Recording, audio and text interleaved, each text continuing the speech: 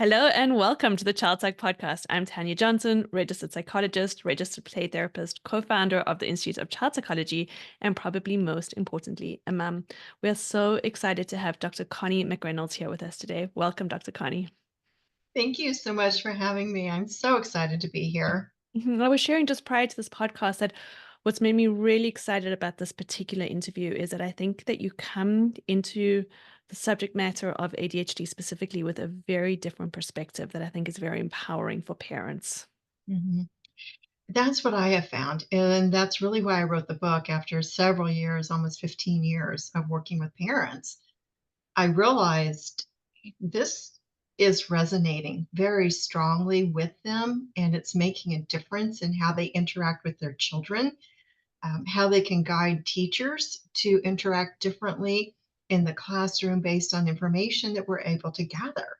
Mhm. And I just felt like, this is really important. I need to get this out. Yeah. So Dr. Connie McReynolds' book is called Solving the ADHD Riddle, the Real Cause and Lasting Solutions to Your Child's Struggle to Learn, which we're going to be discussing today. She also has over 3 decades of experience as a distinguished psychologist and certified rehabilitation counselor dedicated to supporting individuals navigating ADHD, anxiety, trauma, and other psychological challenges. Dr. Connie, we have lots and lots of parents and professionals listening in, but just so that we're all starting from the same place, could you give us just a brief background on what fits into an ADHD diagnosis? Well, in today's world, I'll joke just a little bit at the front end of this, almost anything and everything. And within the field, obviously, most of us have had a lot of conversations about this when the new diagnostic criteria came out several years ago. That was one of the big buzzes about the DSM-5 is that this category had been broadened so widely that people felt like almost anyone could qualify for a diagnosis of ADHD. Mhm. And it almost has now become something that I'm not sure how usable that diagnostic label really is.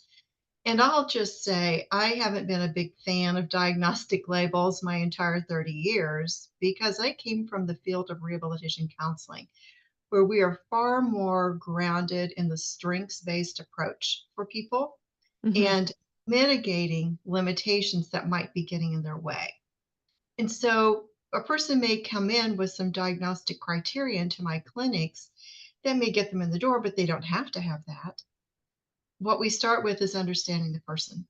Mm. And that's the intake is a series of questions so I can just get to know them a little bit better, find out things they like to do, things they don't like to do, but also how are they living their daily life? What works? What isn't working? And then we kind of get at figuring out what we need to do to make it better for people. Oh, it's so beautiful seeing the person instead of the diagnosis. And I think that that's what I often see happen in my practice when families come in is that the child has become the entire diagnosis. Yes. Yes. And I understand the need for that to some degree. Of course, being in the field, we understand that certain situations do require diagnostic criteria, but I think that's where it has to stop. It's like, okay, that gets you to this point A. It doesn't get you to point B or down the road. It's only the place where we begin. And from there, we go to the person to figure out really what is this? What's happening? What's working? And again, what isn't? And then what can we do about that so that we are creating long lasting changes in that child's life or an adult? So I'll say the book was written about children because I really wanted to get the attention of teachers and parents and caregivers. But this applies broadly to anyone of any age because as we know, ADHD cuts across everything. Mm-hmm. Dr. Connie, from your research, what are some of the causes of ADHD? Well, I am asked that quite a bit, certainly by parents and by adults. And I think there are contributing factors. I'm not sure we really truly understand exactly what causes it because these contributing factors can be in place for a lot of people, but not everyone is really affected by that. And so people will say, well, is this, was he born with it? Did she have this from birth or what? Or is it something acquired? And I'll say it's possibly both. It could be some combination, it could be one or the other. we can't really pin it down specifically. I do think that there are things we can help parents understand that may cause more difficulties, if you will. And when we can get to what that is and help coach parents and teachers on how to work with children, perhaps a little bit differently, then we can really get to kind of the core, the heart of the issue and improve lives. Makes so much sense. Makes so much sense.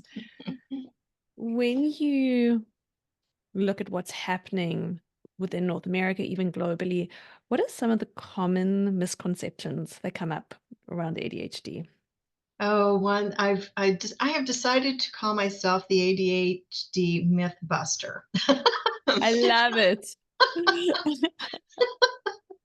Because this has just started to really bubble up for me, that there is such a perception that once you have ADHD or you're diagnosed with it, there isn't anything you can do about it. It's just something you have to live with forever.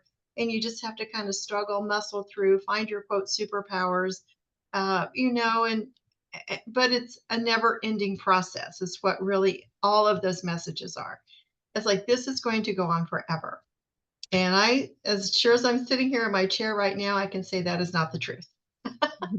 Because we have mitigated this in hundreds of children and adults, if not thousands by now. We've been doing this for 15 years. We are able to get rid of the symptoms. And I'm very clear about the symptoms are what we're tackling, which is what medication's all about. Is, medication's about getting rid of the symptoms. The problem is you get off the meds for a lot of folks and the symptoms come right back. And so we're not really saying we get rid of ADHD, because I'm not sure I really understand what that thing is. What I will say is what we do is improve people's lives. And we do that by understanding the root cause of what has led them down the journey of receiving a diagnosis of ADHD, or frankly, any other kind of diagnosis, because there are probably 10 or 12 I've had children walk in with from intermittent explosive disorder, which is kind of one of my least favorite, obsessive compulsive disorder, emotional disorder, all kinds of things, as well as anxiety and depression and bipolar disorder in an elementary child. And I'm just looking at these diagnoses, Tourette syndrome. And when we figure this out and we help train the brain, it goes away. Those symptoms go away. And they typically don't come back.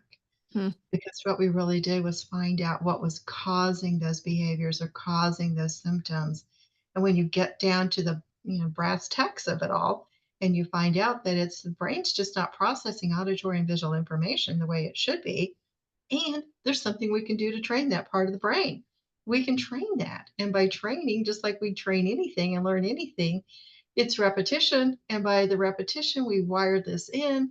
And when the brain gets stronger in these areas, then guess what? The problems tend to reduce or are eliminated. It's so interesting, because I think right now the approach to treating ADHD is meds and behavioral interventions, and I think some teaching around executive functioning skills. But I know from clinic that there's lots of parents who feel as if it's one step forwards and 10 steps back often. Well, in part, because, for example, when we find that children have auditory and visual processing problems, and one of the fallouts for this particular child is they can't remember what's being said to them or shown to them, it makes it nigh on impossible for that child to remember what the behavioral instruction is for redirection. If I cannot remember what you just said to me, no matter how hard I try, it doesn't matter how many times you say it to me or even how loudly you might say it to me, I'm not going to hang on to it. And now I know that you're mad at me because I'm not doing something right. And now I don't know what to do because I don't know what I'm supposed to do. And at some point, kids just give up because they're swimming upstream against this kind of adult intervention process that they can't do. And if they can't do it, then the assumption comes along, well, maybe the child isn't trying hard enough, or maybe the parents aren't doing the right things to support, or maybe the teachers aren't following through. I've heard all of it. And what if none of that's true? Mm-hmm. Mm-hmm. Mm-hmm. Dr. Connie, in your experience, does it always, so we've got the root cause, which kind of flames up issues, but does it always come down ADHD to auditory and visual processing issues? Well, I think that's a really good question. And how I answer that is that for 85 to 90% of the children or adults who have landed in my clinics in the last 15 years, it has. Now, I've only worked with the folks that have shown up in my clinic. So there are tens of millions of other people on the planet that I have not worked with. So I cannot speak to that, but I can speak to the folks I have worked with. And in that 10 to 15%, that group of folks had maybe something else going on, which was trauma or anxiety. There could have been depression that was affecting their ability to function well in their world. And so we tackle that.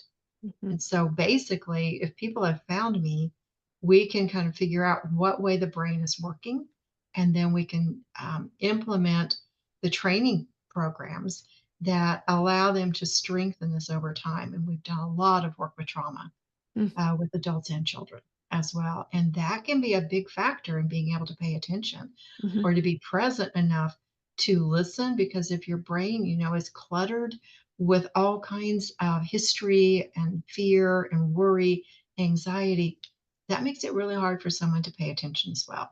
So fully understanding kind of which way is this falling, or is it falling in both categories? And sometimes it does. Mm, so interesting. So do you teach kids with ADHD, do you teach any emotion regulation strategies? Do you go Mhm. there? Mm-hmm. We do subtly because we do it within our sessions, which is really helping children, particularly if they are really dysregulated and they're having trouble to kind of get into the rhythm of things. That's because the brain is just dysregulated, it can't take in what we're asking or saying or demonstrating. And so, the clinicians are really careful about this, because if we're giving visual instructions, but there's no visual processing, we have to switch this up. Likewise, if it's auditory and they can't remember what we're saying, that's part of the frustration here, is that children cannot hang on to what these instructions are. So we'll go to real basic kinds of things, such as breathing, breath work, posture, that type of thing, to get them kind of anchored into their body a little bit as we figure out how to work best with them.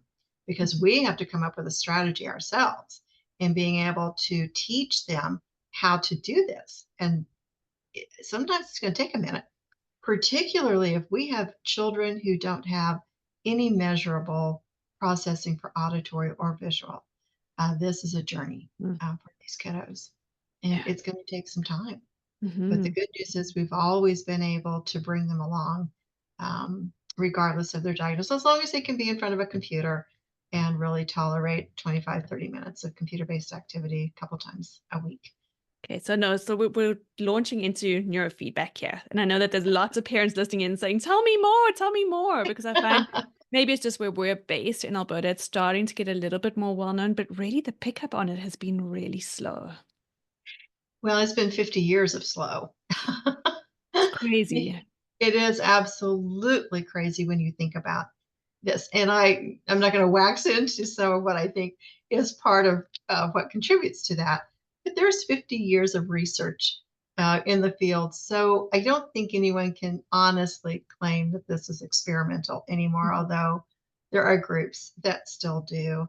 I've published some of my own research on working with children with ADHD and working with veterans with PTSD. And so that's out in some international journals. It's up on my website as well. People can read that. It's like, okay, here's what we did. Here's why it worked. Here's what we got as the result. And neurofeedback, just to start with the basics, most people have heard of biofeedback, the term biofeedback. And so when we kind of anchor into, okay, what is biofeedback? Well, biofeedback came around and came about when we learned we could put a sensor perhaps on a finger and measure pulse.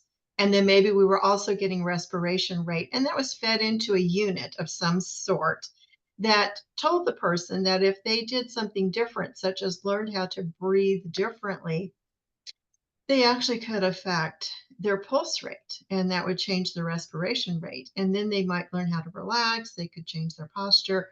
They could play around with it because they were getting biological information that was feedback coming back to them. that all got shortened to the word biofeedback. And Mhm. so now fast forward a decade or two to neurofeedback, which is using the same concept. It's using a sensor, only in this case, we're able to measure brain waves, just like we can measure heart or respiration. And it's similar to an EKG reading, where you'll use a little sensor, it gets affixed, and we use a little sensor that goes on the scalp and one on the ear. So it's all non invasive, meaning nothing is being administered to anyone. This is just like an EKG or just like the biofeedback. It's just reading data. We're Mhm. just reading brain data, and that gets fed into the computer. And from that feedback, people can see how their brain is processing information. So, are they attending? Are they drifting? Do they have excessive anxiety or stress or tension? That will flash up on the screen so that they can actually start putting the sensations of their body together with the feedback that they're seeing on the computer. And that becomes a very informative feedback loop, Mm. because when I can get this feedback, and I know in the beginning, it was interesting because I would have people come in, oh, I've been meditating for 15 years. And we would put this on the system and it would start flashing excess tension. And they wouldn't believe it because they considered themselves meditators for 15 years. And so part of that was the educational process. Well, you might be doing meditation, but it doesn't mean you've actually tackled that anxiety or that stress response in your brain, because this equipment is measuring you. It's Mm. only measuring your brain waves. It's only measuring what's going on with you right now. And so let's try a few things. And lo and behold, they thought they had been doing something, and they probably had been. They'd probably been helping themselves, but they hadn't really reached the plateau of where they had affected true permanent change in their world. And this measures that. And so we can see it and they can see it. And then through the process of repeating all of that, you wire it in, just like we learn how to do anything. You're wiring it into the brain. The repetition wires it in. And then it becomes a new habit. And the new habit then becomes the go to for the brain, which means now this is how my brain's working. Oh, I can do this better now. It's absolutely incredible. So with kiddos coming in, they then Mhm. come in once a week and do 30 minutes. What does it look like practically? We do 30 minutes twice a week, because I have found that by doing it similar to maybe how you go to a gym, we have at least a day in between because they really are working their brain. Mhm. Mhm. This is a workout. And so we have a day in between that we do this. We do 20 of those 30-minute sessions, and then we come back and we reassess. So the assessment that I run at the intake is looking at 37 areas of auditory and visual processing. We also look at memory, conceptualization, and sequencing. So those become our baseline evidence-based data sets. And then we'll do 10 hours of this, and then we come back. And Mm. now we're going to rerun those assessments to see what the impact of the 10 hours of training has on the original goals. And then Beautiful. if there are still goals, you will do another 10 hours. Okay. And then in those training sessions, is it like a computer game? What are they actually looking at on the screen? It, I call them low impact video games, because the kiddos, I have to let them know this is not what you're I used don't to. know what you know.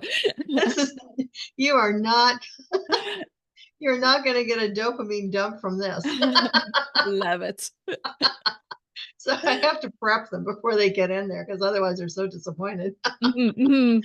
It's, so these actually have been scientifically designed. They're training plans. We call them video games because that resonates well with children. Adults, we call them training plans because video games doesn't Yeah, necessarily translate well for adults. They're going, what? I'm going to come here. I could be shopping, instead of playing totally.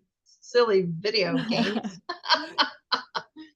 So they've been designed. And so based on the findings from that initial intake and those assessments and what I've gleaned from my conversations as well, we build the training plan that targets the most severe areas of functioning first. So we go after those. If there's hyperactivity in the brain, that's the very first thing that we tackle. Because when we can get rid of that, sometimes everything just kind of falls like dominoes Mm. for people. So everything just kind of falls into place. Other people, they need it, kind of point by point by point. If there's anxiety, trauma, depression, any of those other areas that are affecting the person, we do it simultaneously. So we just tackle it all together. Mm. And it just gives them such an advantage because we're tackling that anxiety, if it's trauma, whatever that is, and getting the brain, the amygdala system calmed down, which is really what that intervention was for the veterans, which was to tackle that PTSD. Mhm. And we showed good improvement on their general well-being when we did that. Yeah, it's incredible. I think that generally as a culture, we've learned so much more about the brain, and the fact that we're not using this sort of technology on a more widespread basis astounds me. I know. This whole concept of neuroplasticity has actually been around since 1949, and your listeners might, appreciate knowing that it was Donald Hebe, who was a Canadian psychologist There that we first go. introduced this to the world.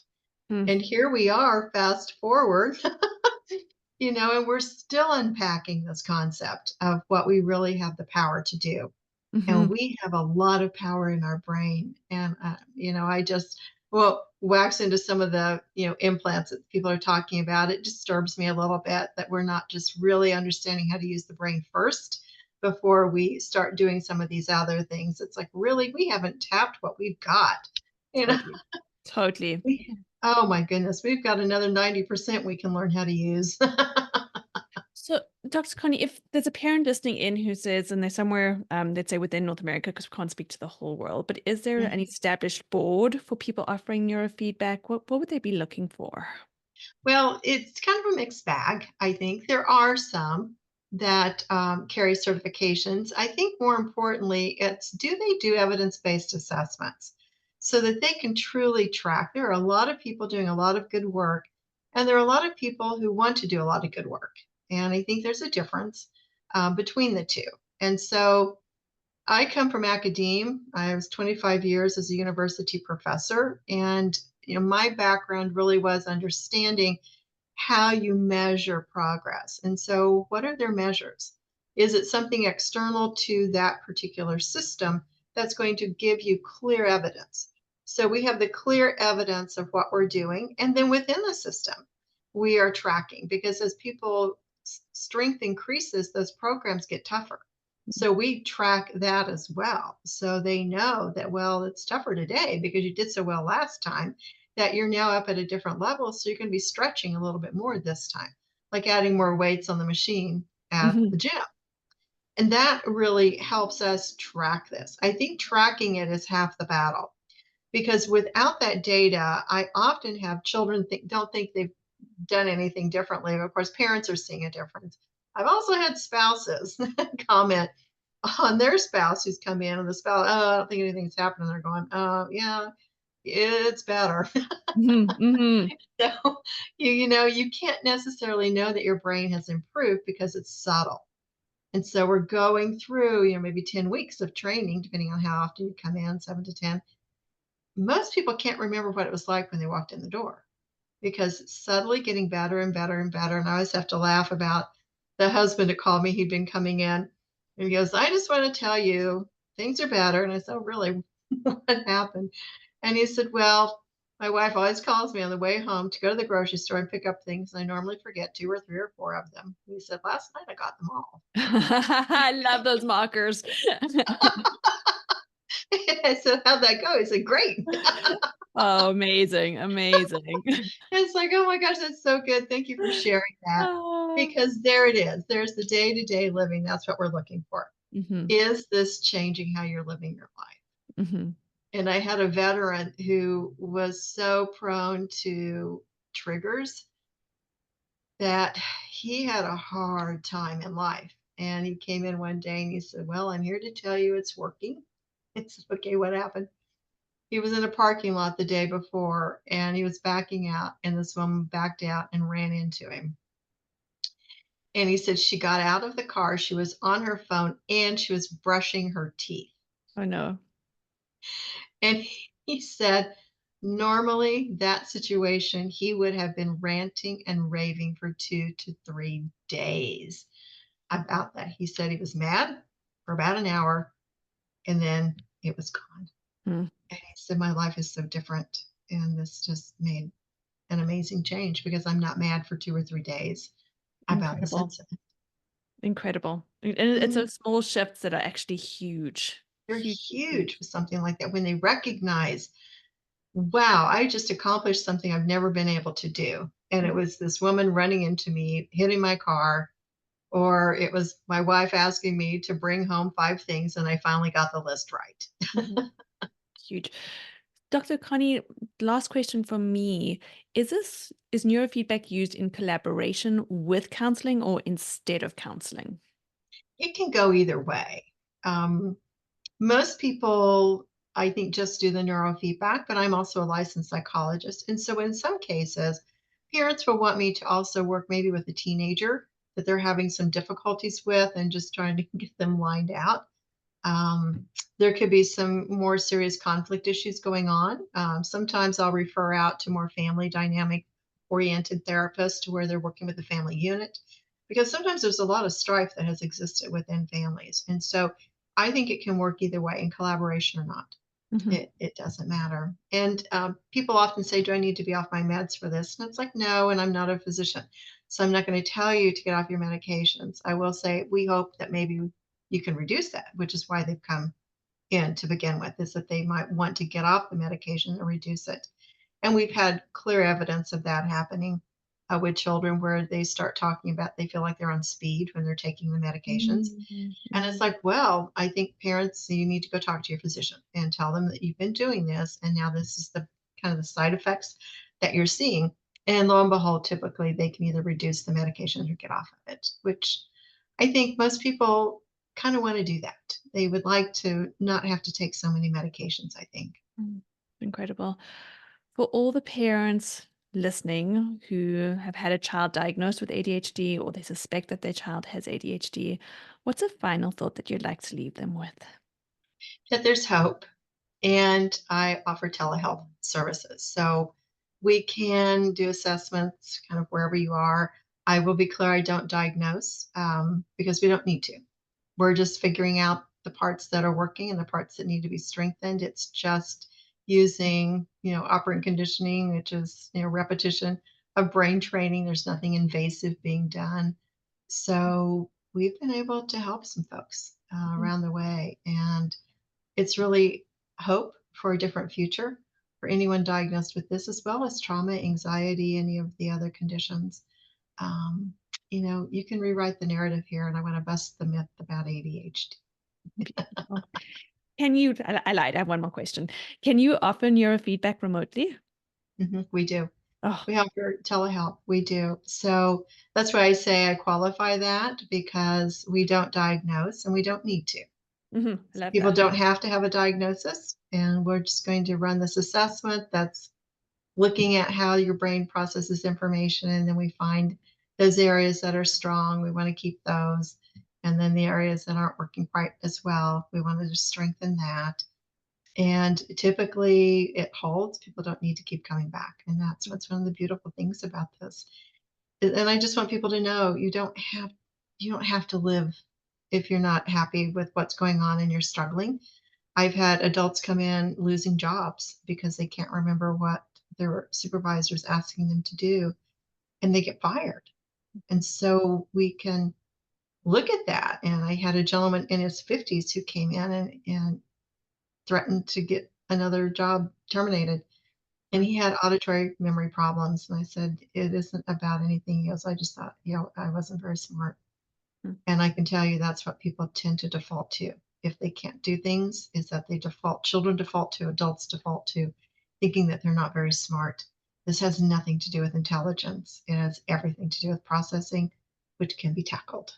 Oh, I can just feel all these listeners' heart centers just opening. I know mine did. Just like there's so much out there in terms of tools and science, which can absolutely change people's lives. It can absolutely do it. We're not tied to what I call more of the older traditional ways of thinking and doing and intervening. We have a lot of new things coming at us. This has been around for 50 years, so we can't call it new. We can say we just need to employ this more. Yeah. Dr. Connie, for those of our listeners who want to find you, where can they go? My website, which is www.Connie McReynolds, that's CONNIE McReynolds, McReynolds.com. There's a free brief assessment up there. If people want to start there, they just click on that link. It's going to give them maybe 7 questions that they can look at, a little brief description of some things. The link to the book is there as well. And in the book, for our listeners, there's a chapter specifically on auditory processing and one specifically on visual processing. And at the end of both of those chapters are some substantial checklist questions that you can kind of go through to see, okay, is my child falling, or is my husband or my wife or whomever kind of falling in the auditory or falling in the visual categories? Generally, people have a little bit of both.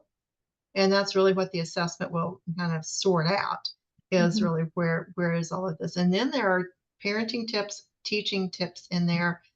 There's also information on IEPs and 504s, which in the States, not sure if you have some of those in the same manner there, but there's some tips on kind of how to navigate that. And I help people navigate too, based on some of the assessments that we get, because I can kind of help parents work their way through that if they need some assistance as well. So that's all up there. My research, contact me is up there. There's a link for clicking on the newsletter. I promise I'm not going to dump a bunch of them in there. But for the newsletter, you can get the first 3 chapters of the book for free. Oh, And just, incredible. oh yeah, because get in, see if this feels like you want to do this. The book's available in paperback. It's also in ebook, and it's also on audio. And I did the audio book. Oh, amazing. Okay. So we will put all of those links in the show notes so people can click through. Thank you. This work is incredible. Thank you for having me.